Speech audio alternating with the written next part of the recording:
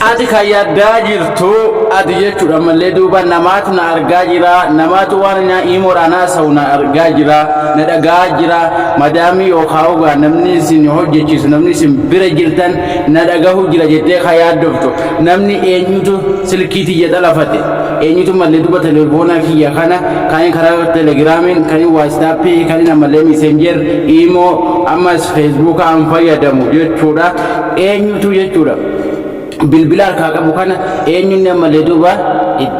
waan inni irratti hojjedhu na argaa jira eenyuun na hordofuu jira jettee yaaddaa jirtu maaliif yaaddofta maaf yaadda'uun zabana teknooloojii zabana jechuudha yeroo asiin namni si qabe asiin immoo hirkaa baafattu keessa jirta bar yeroo jechuudha malee kaan on godhe ati immoo oof gochuu dandeessu yeroo namni immoo oof godhe ati immoo on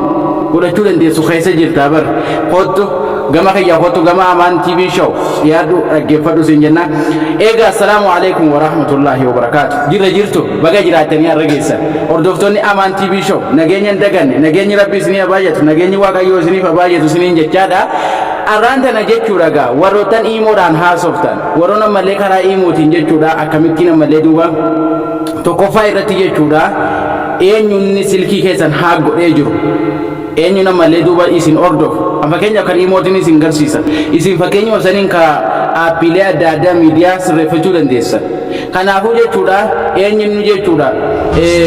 imoo keessan malee duuba isinii wajjin fayyadamuu jiru akkamitti beekuu dandeessu rakkoo tokko malee maaliif jechuudha keessattuu ijoolleen biyya arabaa jirtan ijoolleen biyya maaliif madaamiin fana malee duuba lakkoofsa isiitiin banattan lakkoofsa isinii bitaa oggasa malee duuba ofirra hiitee isinii kennuu dandeessu jechuudha kana akkamittiin qulqullummaa keessan beekuu dandeessan device managing the device bakka sanatti akkamitti ofirraa balleessitan nageenya miidiyaa keessan akkamitti beekuu dandeessan nageenya isaadha akkamitti beekuu dandeessan warri beekuu barbaadan asuma mana keenya subscribe godhaati like godhaati hiriyootaniif share godhaati nufana tura isiniin jenna amma gara barnootaatti isin dabarsa jechuudha gara barnootaatti isin dabarsa ammaan tan jechuudha aappii imo keessan irra ni seentan aappii imo keessan irra seentanii yeroo aappii imo keessan irra seentan jechuudha mallattoo profile asirratti isinii baasa mallattoo profaayilii asirratti isinii baasa jechuudha mallattoo profaayilii kanarra tuqattan yeroo tuqattan jechuudha kunoolaal bakka mallattoo sitting in the privacy security in the privacy sanirra tuqattan sanirra tuqattanii gadi deemtan kuno manage device ammaan tana jechuudha kiyya kana ni agarta lakkoofsa lamatu jira lakkoofsi lamaan kun maali yoo jette na gaafadhu lakkoofsi lamaan tun tokko jechuudha anaa fayyadamu tokko moo jechuudha malee duuba ammaas nama biraa fayyadamuu jira jechuudha nama biraatu na wajjin fayyadamuu jira jechuudha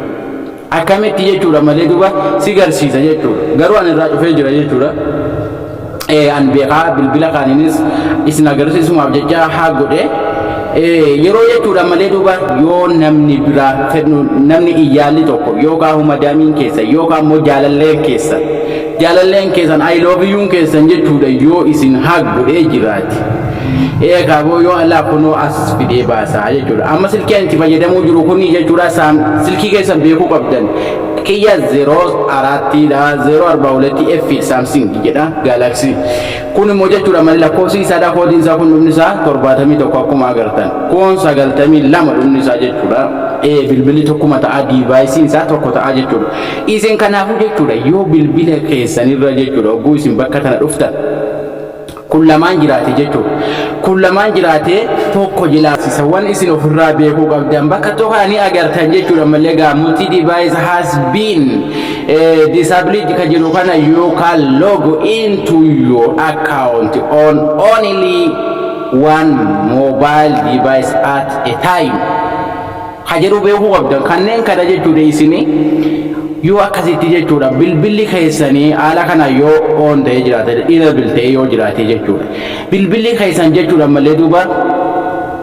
namni haa godhuu ni danda'a namni malee duuba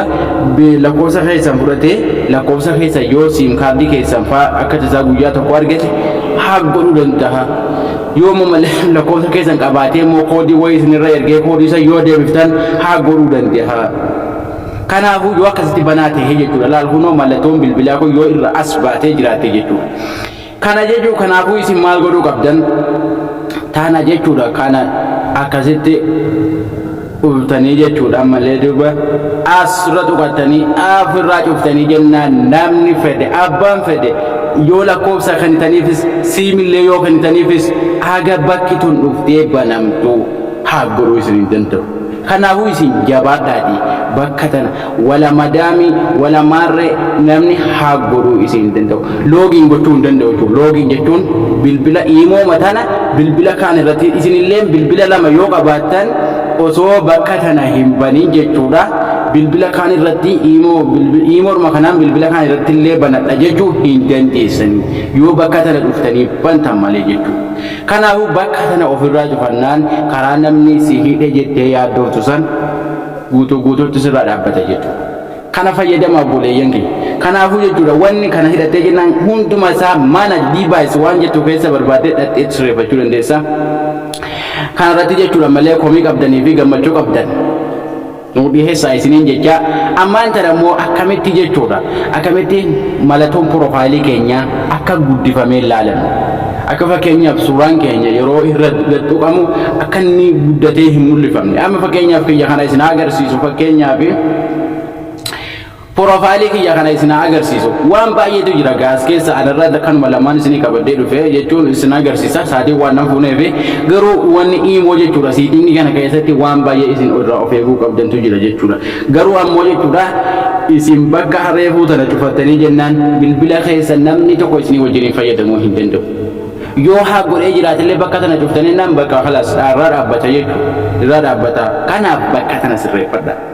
Bakka tana qaceellootti dhaqaa sirreeffadha itti yaadatiin xalaalaala kana isinii dhaama jechuudha warri jechuudha ustee mataan si dhukkubu jechuudha of shakkitu galgalaa ganamaa of shakkitu jechuudha ayi sirreeffadhu. Ammoo piroofaayilii kun akkamitti akka inni guddanne amma fakkeenyaaf akka inni guddatee hin mul'anne akkamitti godhachuu dandeenya. Piroofaayilii kun haala kanaan akka inni guddatee mul'achuu hin dandeenye nama biratti fakkeenyaaf namni waggaa irra gatu haala kanaan akka inni guddatee mul'achuu hin dandeenye avaatariin kun akkamitti godhachuu dandeenya. Namni waggaa irra gatu qullee arguu hin danda'u jechuudha haguma kanatti mul'ata malee guddateetti mul'achuu akka hin dandeenye haala kamiin godhanna ka jedhu isiniin agarsiisa jechuudha.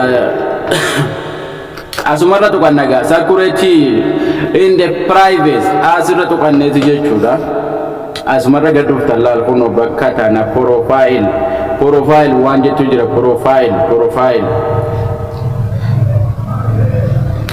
profile privacy kanarra tuqattan profile privacy irra tuqattanii jechuudha. Asirra tuqattaniiti kuno avatar bakka jettu kana jechuudha avatar kana asirra kuno laal private avatar full size view ka jettu kana on gootan ofirra yeroo on gootan namni takka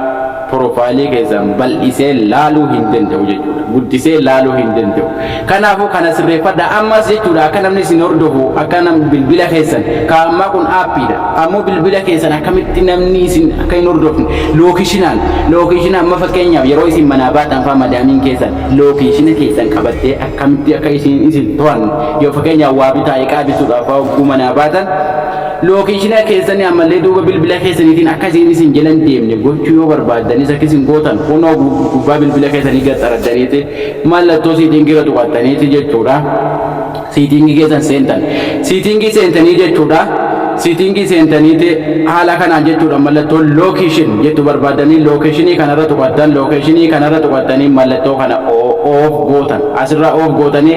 kana zamboode isinirraa sirra ta'a jechuudha. Kanaafuu waan dhaggeeffatan hedduu galatoomaa hunda keessan jaallannaa hiriyootan keessanii mana kana share godhaa like subscribe warri haala taatan godhaadhaan nu faana tura haga mallee duuba baroota biraatii walitti deebinu nagaan nu tura isinii jenna hordoftoota keenya.